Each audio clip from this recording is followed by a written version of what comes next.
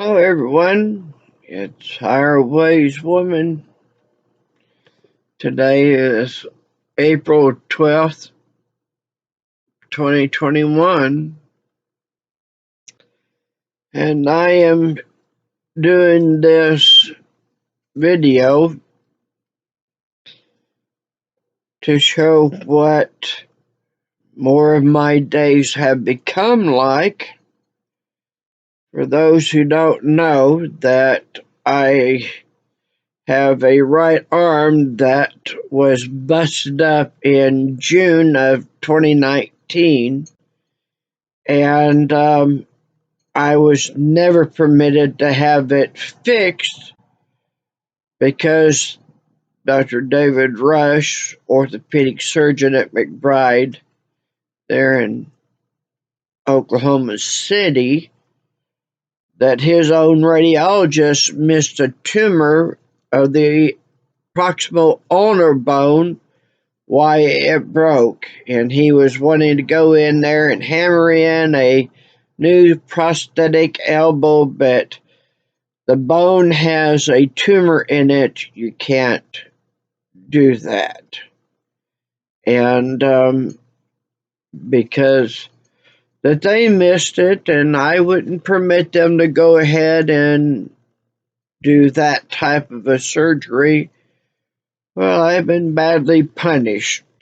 And that punishment is that as a woman, I don't get any help.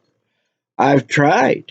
I've gone to another orthopedic surgeon, and that was very just as vulgar as Dr. David Rush. Like you're in a rush to do something you shouldn't do. Well, he certainly just absolutely laid it in on me. It's amazing, isn't it? All these medically licensed people, how honorable and truthful they become when they get that medical degree. Yeah.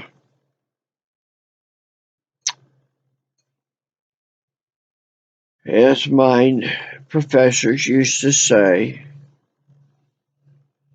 don't forget, there are those who graduate in the back of the class. And then the other professor who didn't know that I had already one professor saying to me, remember, not everybody in medicine belongs in medicine. It wasn't long I found out why it seemed like they targeting me so much with that. Because I was actually one of the best students, the best people going into medicine, and they were expecting great accomplishments from me because I was already achieving great accomplishments, which was medical records that I still hold to this day, which I achieved that in 1991. But anyway, I have a very large hernia through the abdomen. I've got all these big tumors, easy to see. Even this morning, once again, I've got this doctor who tells me, oh, we're going to run this scan and we're going to do this and we're going to do that. Well, it's the same thing that he's been saying for 2 years now. And I did get very perturbed with the nonsense telling me it. And of course, who wouldn't? Look, I'm not even interested in a PET scan. This is going on 2 years ago. Yeah, last time I was in the office a month ago, said we were going to get this done. Well, we need a biopsy because a PET scan, insurance will not approve a PET scan unless you have biopsied the tumor. That's it. Doesn't have to be cancerous or benign. You just have to biopsy that there is a tumor and or tumors. Then they do it, which I am not allowed to have done. And so, down days. Down days where I am in a lot of pain. And even though that I have been in a lot of pain, I still do a lot of work online, helping others to alleviate their afflictions. But I cannot, I cannot alleviate mine because mine is going to take me getting out of Oklahoma. It has always taken that, and unfortunately, they have a tendency of follow me where I go, and I know when Oklahoma has been contacted because I go from that I am being helped to all of a sudden the next visit is as if I'm meeting with the devil themselves. I had a dead kidney that I had gone to Denver, Colorado, had this nephrologist and this surgeon here. He's going to remove this dead kidney because a dead organ needs to be pulled out. I was admitted into the hospital and I was to have surgery at 8 o'clock the following morning. Well, I had a Dr. Michelle Reeves, who was the nighttime physician, come into my room at 10 p.m. and tell me they canceled the surgery. And so, how I survived 2 more years, and I went through 3 more years. I went through literal hell because anywhere I would go, they would reach these people. And so basically, what I need is a vehicle where that I get in my vehicle and I go where I want to go. That way, I'm not on the phone making any plans. I'm not scheduling any airplane rides or train or bus. I'm just getting in my vehicle and I go.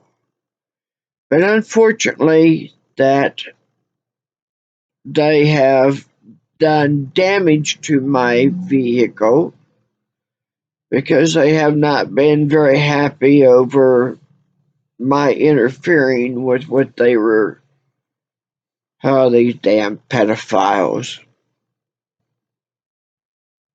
And also that I saved Elk City Hospital from a hostile takeover.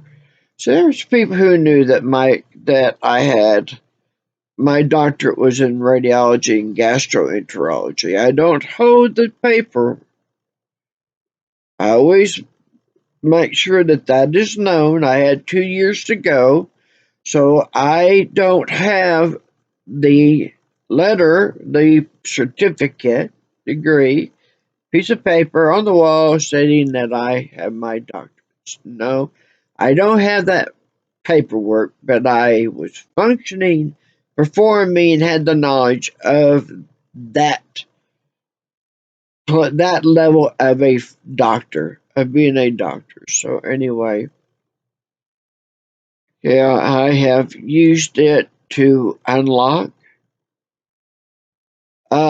products that, for example, somebody who is laid up with arthritis age doesn't matter. That if they follow my directions, just take one product, follow my directions, and after 2 days, because people are right, it works in 2 days because the third morning you wake up and all of a sudden you're walking about and doing whatever you want to, realizing that you're not using your walker, your canes, your crutches, etc. And there's a lot. There's far more than that. Far more than just helping people medically. There's also the abilities that I've had of loved ones who have been taken. I've reunited loved ones all over the world. And if they get to me in time on a child that's been abducted, I have gotten that child back home. The quickest time was within 25 minutes after the call came in. And my prayer is always, I don't know where they are, God, angels, but I know you do, and show me. And through my death experience in October of 92, I was clinically dead and in the hospital at the time. That this is an ability that I was shown that I would have, and I was taught. And so I just sit there, whatever is needed. Okay, God, show me, show me. And so basically, I am the medium in which the celestial beings work through. And these people, your old boy that was abducted, and that's one of my favorites. In 25 minutes, we got the first responders to where the boy and his abductor were. Family wanted to pay me, and I said to them, what price could you put on a child's life, on any life? I don't know it. I don't know it. And so there is no price for you to pay. The only thing is you have a precious gift given back. Don't let anything happen to your loved one again. So anyway, this is how I'm spending my day. Um, the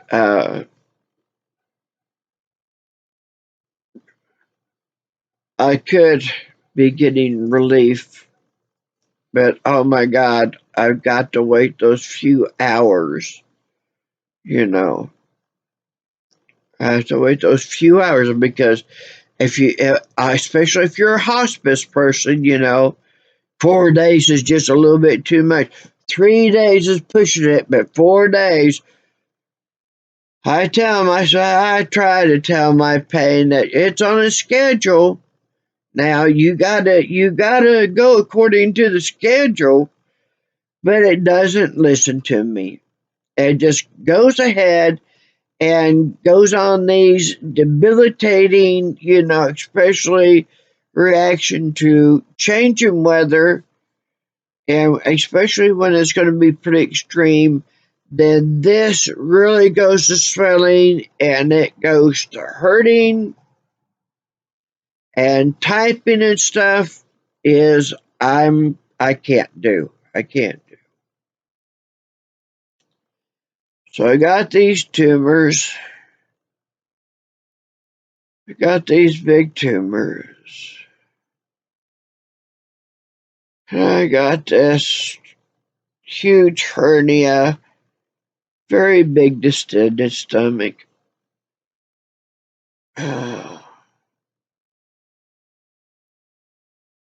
This is what it's like for me.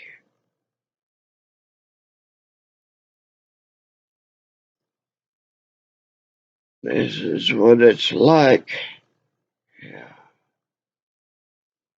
I've saved so many, healed so many lives,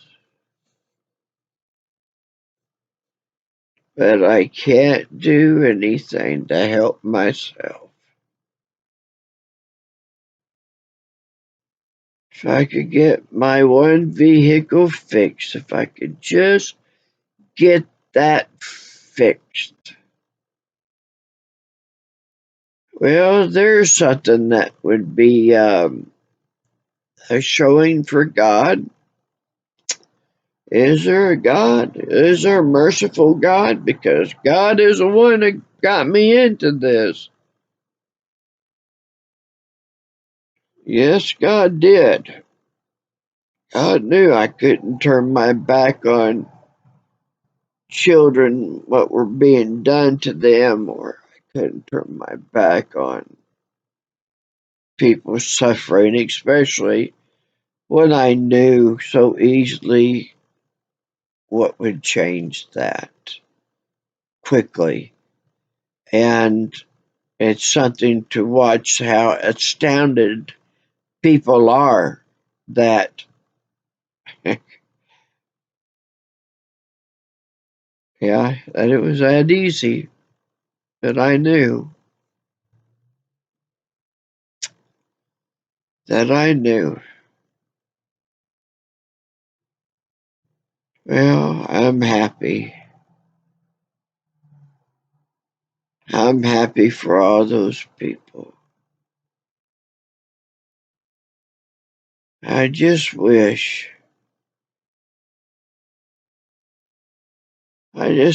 in there that I could have one turn, just once, where I'm not the one that's coming to the rescue. I'm not the one that's doing it all to make the miracles. Just once where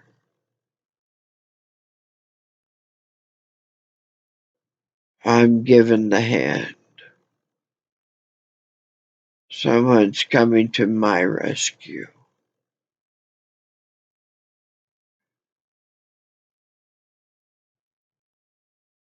And I don't know how much time I've got anymore because this situation with the gut, they knew as long as they kept me from having any kind of help. Oh, it's a big death sentence. They've just pretty much have had me several times. Once here about 3 weeks ago was real bad. And fighting to take whatever I thought would get the heart to line out. Man, I was doing it.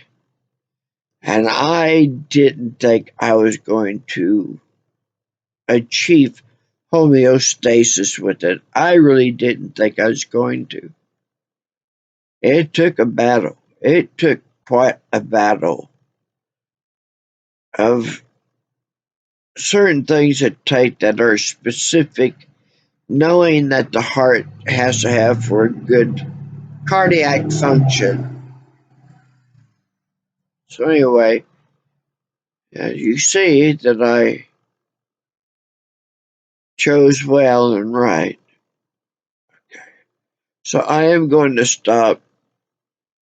This is so friggin' painful. And more than likely that my physician is upset enough over that I'm a little ticked off at the games being played, so it will probably be very late tomorrow when it gets called. You watch. You watch. Mark my words. This is what they like to do. Gonna make sure that I'm going to pay. My God. Hey, anyway, for those who do care, and the phone rings, that's something. Anyway, those who have helped me to carry on as long as I have, I so much love you for it. Thank you. Thank you for caring. Thank you for being so kind and loving. I really appreciate it. I truly, deeply do. So thank you very, very much. I hope you and your loved ones are having a better time and go of things than me. God bless everyone. Bye for now.